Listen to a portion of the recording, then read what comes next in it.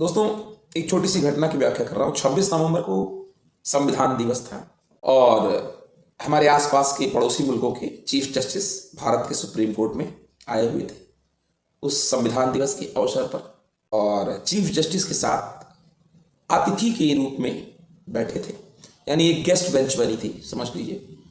वो देख रहे थे कि भारत के चीफ जस्टिस या भारत के सुप्रीम कोर्ट में कैसे काम होता है।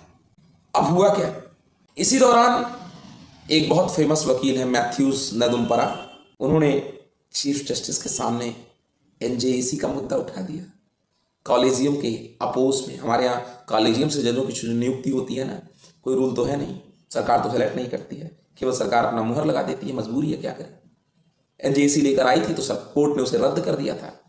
तो जस्टिस सूर्यकांत के सामने नेदुम्परा ने रिक्वेस्ट किया कि एनजेएसी कानून को फिर से सुना जाए, कॉलेजियम से जजों का चुनाव ना हो, एक सिस्टम बने, पारदर्शी तरीका बने जजों के चुनाव का।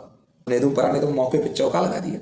ऐसे समय पर इस मुद्दे को उठाया जब विदेश के 5 मुख्य न्यायाधीश बैठे हैं। अब ऐसा मुद्दा है ये कि चीफ जस्टिस मना नहीं कर सकते थे कि नहीं सुनेंगे, तो लेकिन अन्य लोगों को यह खेल समझ में ना आए कि नेदुम्परा किस मुद्दे पर बात कर रहे हैं, भारत के जजों की नियुक्ति के प्रोसेस पर, क्योंकि लगभग भारत की जनता भारत में जजों की नियुक्ति के प्रोसेस से खुश नहीं है।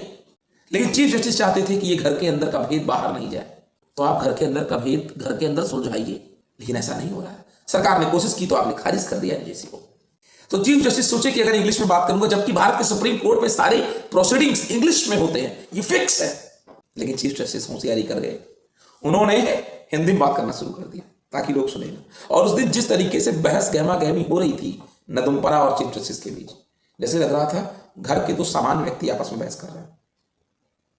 लेकिन उस दिन कहना पड़ा चीफ जस्टिस को, ठीक है हम इसकी सुनवाई करेंगे। आप देखते हैं कि इसकी सुनवाई करते हैं कि नहीं, कितने दिन के लिए सुनवाई करते हैं, कितनी गंभीरता सुनवाई होती है इस पर, क्योंकि इच्छा शक्ति तो नहीं है सुप्रीम कोर्ट में कि वो एनजेएसी पर सुनवाई करे। वो चाहते हैं भारत में जजों की नियुक्ति जज ही करते रहे, क्या कर सकते हैं। लेकिन बेंच तो बनानी पड़ेगी उन्हें। सुप्रीम कोर्ट अगर बेंच बनाएगा तो केंद्र सरकार को नोटिस भी जाएगा, अगर सुनवाई मन से करनी होगी तो। छोटे मोटे यूट्यूबर क्या करेंगे, वीडियो बनाएंगे, पत्रकार बात करेंगे, तो मुद्दा तो उठेगा एक बार। और ये बड़े समय से उन्होंने बात की, बहुत सही समय पर।